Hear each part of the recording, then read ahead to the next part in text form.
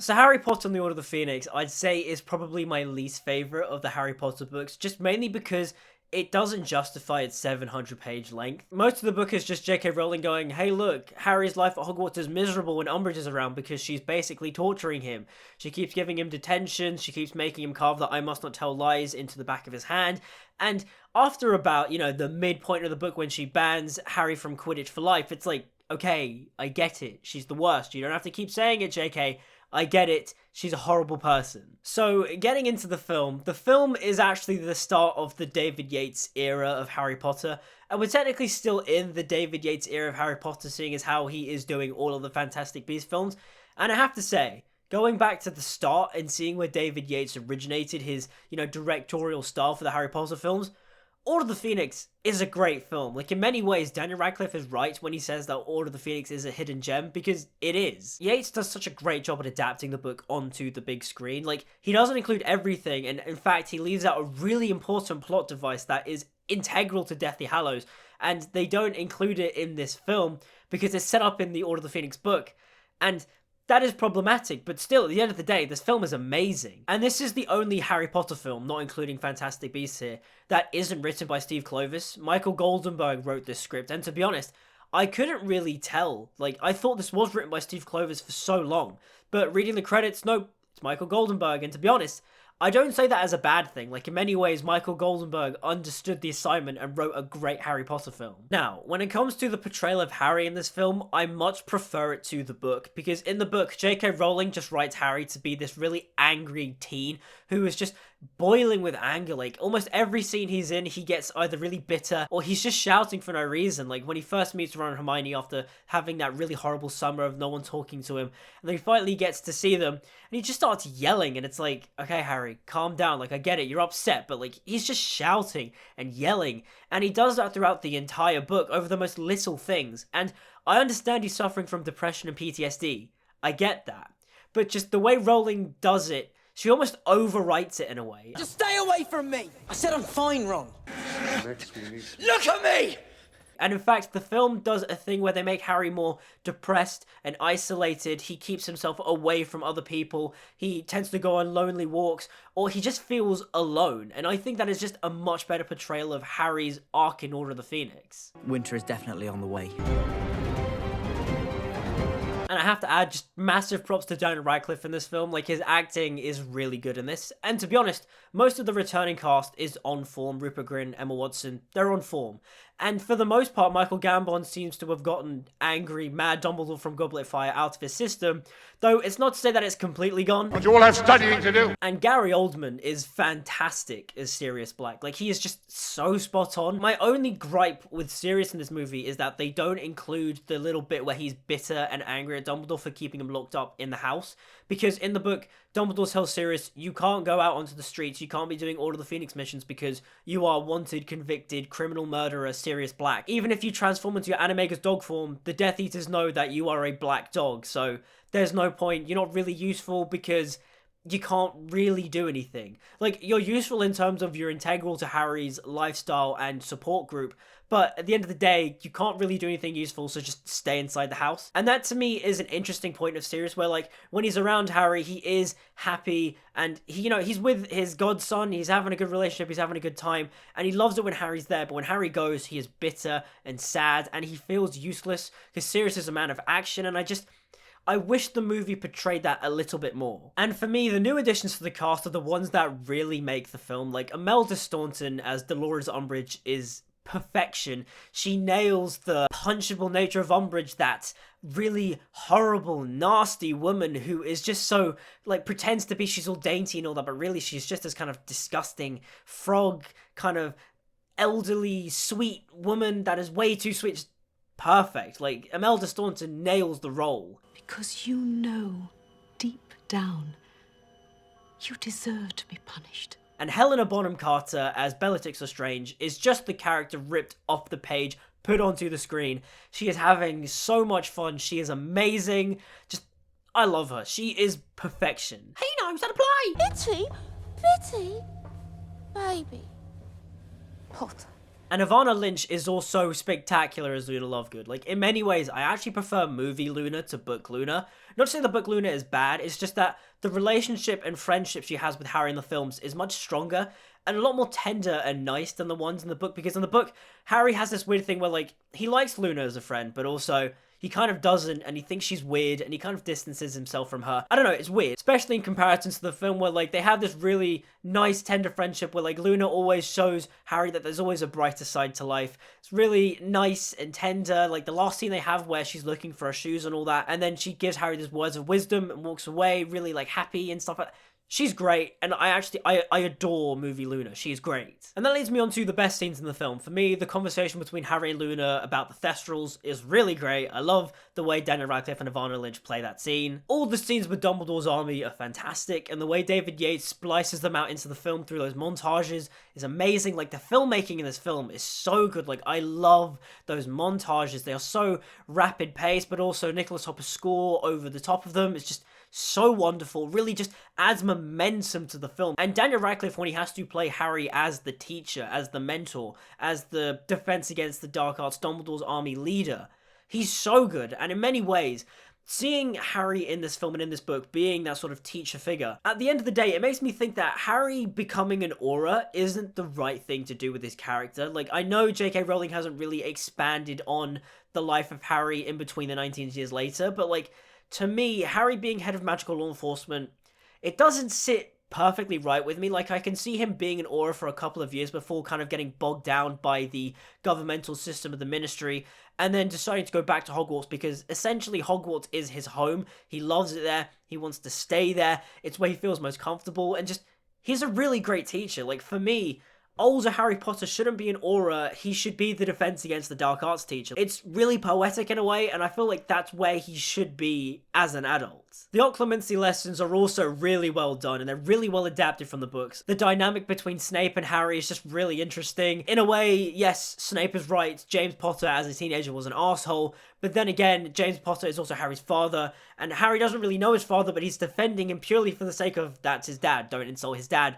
But also, James Potter did grow up to be a better man, and it's really fascinating and interesting, and I'd love to see a Marauders thing just delve into that more, the dynamic of James and Snape. But it also just leads to some really great acting moments between Rickman and Daniel Radcliffe, when Snape's sort of like, your father was a swine! Like, it's so good. I love it. Especially the visual storytelling. David Yates' visual storytelling, the way he uses the camera and editing to show those rapid, frantic movements during those occlumency legilimens sequences.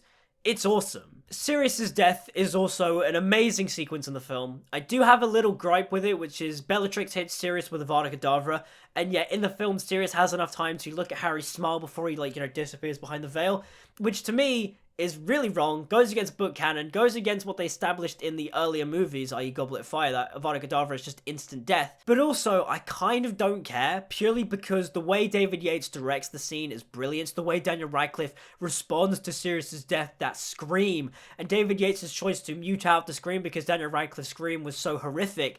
It honestly really works and is so impactful.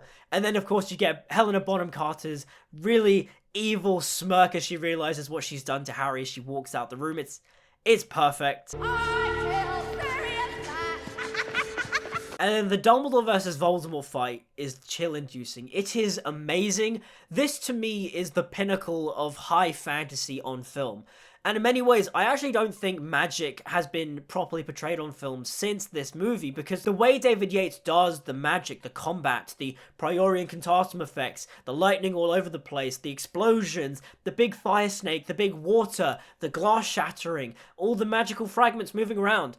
It's amazing, and I don't think many fantasy films have come up to this level. Even with the later Harry Potter films and the Fantastic Beasts films, they just don't hold a candle to this battle between Dumbledore and Voldemort. And I'm not even just talking about Harry Potter. When you get to things like The Hobbit and The Lord of the Rings and Game of Thrones and Wheel of Time and all that, they don't come close to it. And honestly, it's really disappointing because this film nails it so much, and like, because it's almost like the gold standard of a wizard fight, I want to see more of it in science fiction, fantasy films, because it's awesome. And the sequence where Harry repels Voldemort with the power of occlumency, legilimens, and love is a really great sequence. Daniel Radcliffe acts the hell out of that scene. And honestly, I tear up when he goes, "And you'll never know love or friendship and I feel sorry for you. Like, it's such a powerful moment. Daniel Radcliffe delivers it so well. It's great. Though, there is one thing that takes me out of the scene, and that is Ralph Fiennes when he's all like, as Voldemort. Like, it's so weird. Like, just that random sort of just insert shot of him just going, It's so stupid and weird.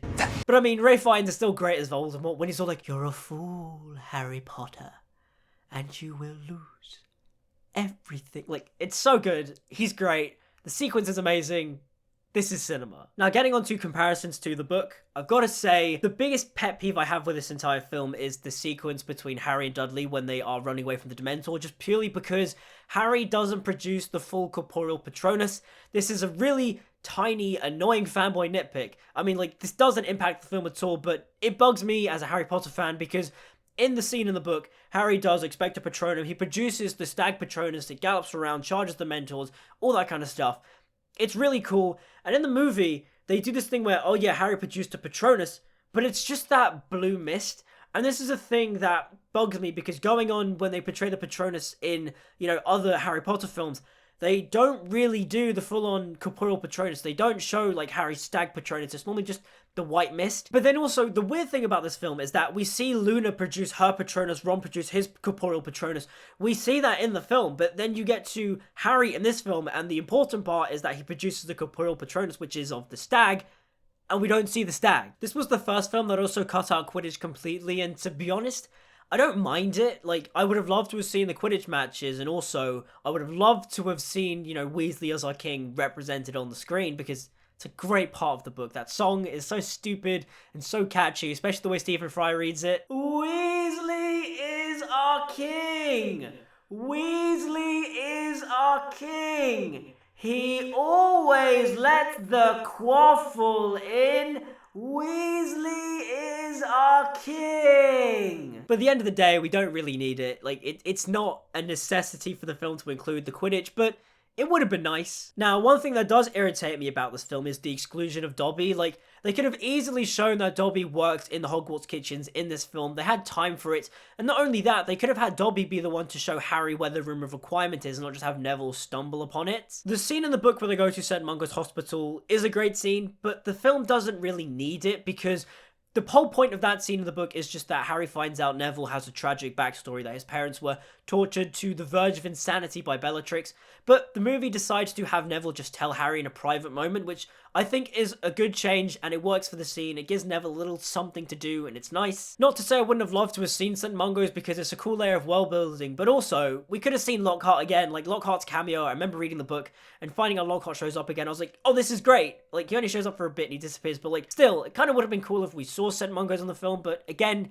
wasn't necessary. Harry and Dumbledore's conversation post the death of Sirius was really kind of underwhelming in the film. Harry is much more sort of calmer and more grief-stricken, I would say, but also it's not nearly as cool as it is in the book, because in the book, Harry is enraged. He is just trashing Dumbledore's office, yelling at him. He's just like, Dumbledore, how could you do this? You're the worst. I hate you. And honestly, it's really kind of one of my favorite moments in the books, because this is the scene where Dumbledore shows his vulnerability. Like, at this moment in time, we'd seen Dumbledore as, this figure on a pedestal, the great wizard Dumbledore. He could do no wrong.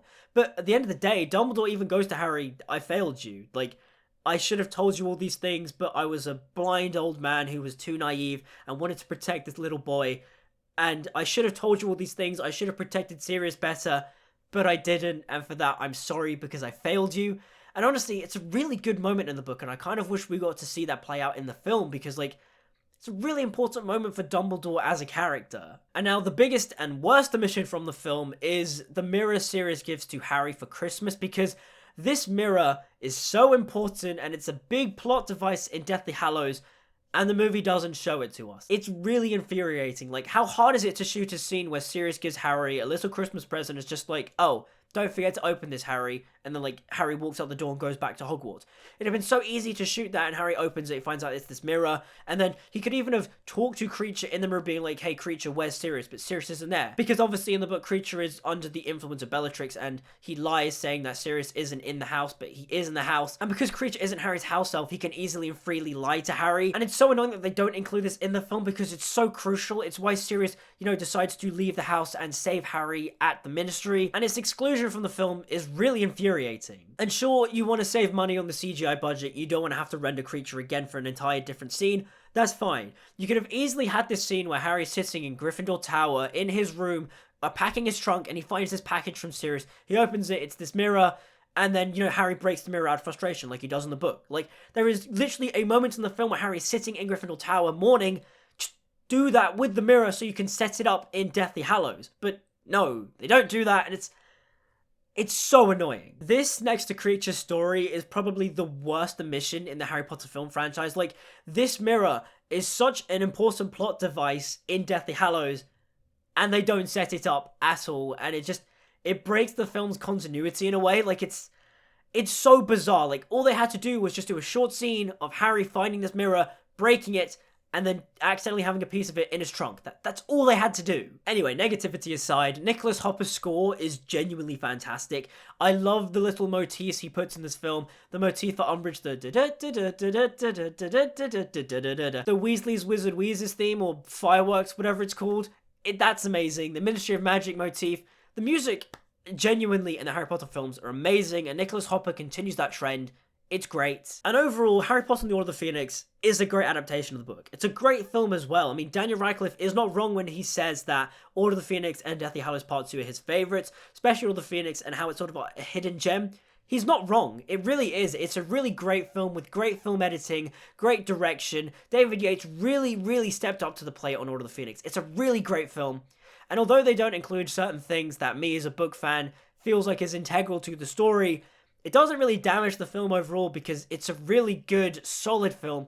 It condenses the 700-page film down into about 2 hours 10, 2 hours 5, and it's so solid. It's really great performances, great editing. It's an amazing film, and it's genuinely a hidden gem. But what do you guys think of Harry Potter and the Order of the Phoenix? Do you guys love it as much as I do? Do you dislike it? Is this your favourite? Let me know in the comments down below.